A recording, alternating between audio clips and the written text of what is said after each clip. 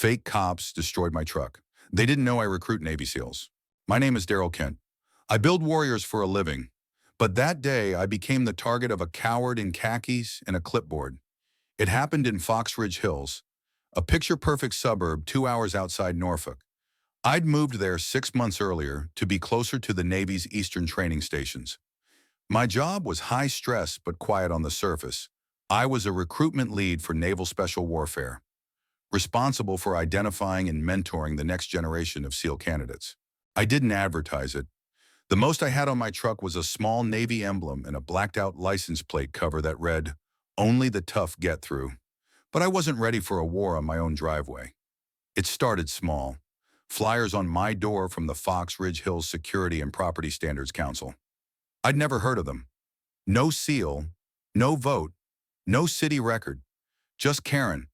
Karen Baldwin was the commander of this self-appointed HOA militia, and she didn't like my truck. "It's too military," she said on our first encounter. "It makes people nervous. This is a family community." She wore aviator sunglasses indoors and spoke like every sentence was an order.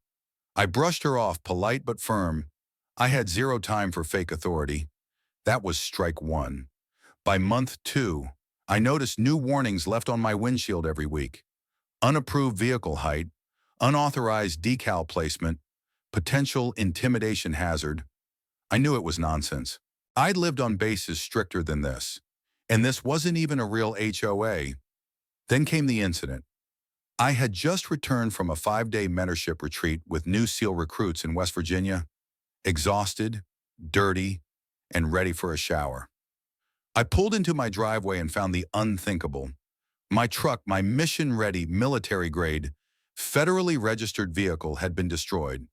Tires slashed, windshield shattered, side mirrors ripped off, and painted across the hood in red spray paint, "Not welcome here." I stood frozen. Seconds later, a ragtag convoy rolled up 2 golf carts with flashing orange lights and 4 people in imitation uniforms. Karen led the charge. "That thing is a hazard," she barked. "You were warned. We declared it a safety violation. You should thank us." I didn't speak. Not yet.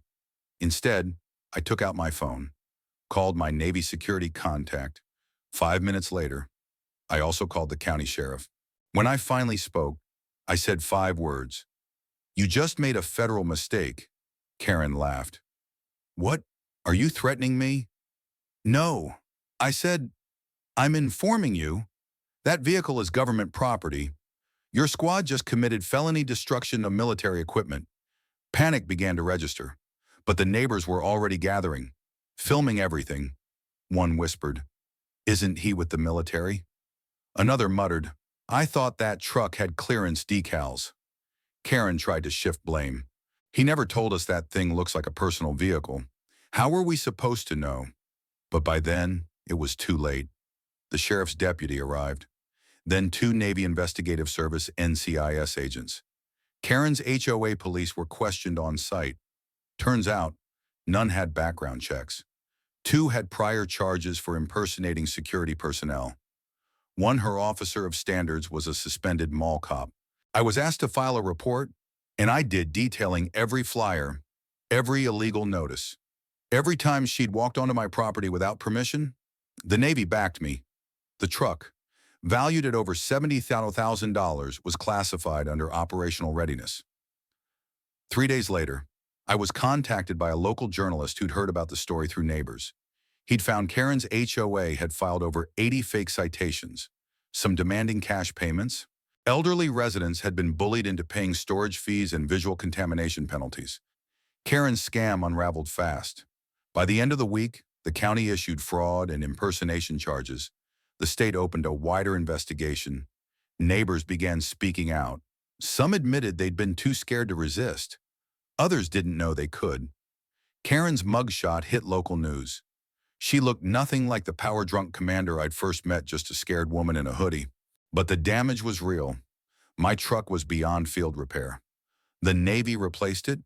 She was ordered to pay restitution and sentenced to community service, ironically, cleaning up graffiti she herself once approved. And the community changed. We formed a real neighborhood coalition voted on. transparent, inclusive. We created guidelines based on respect, not intimidation. I gave a talk at the local high school on recognizing real authority versus manufactured control. It went viral. People still ask me why I didn't retaliate harder. Simple, I don't recruit people to hold grudges. I recruit warriors who solve problems. Message sometimes, the enemy isn't foreign. Sometimes they come with a clipboard and a badge they printed themselves. But in the end, truth outranks fear. The end.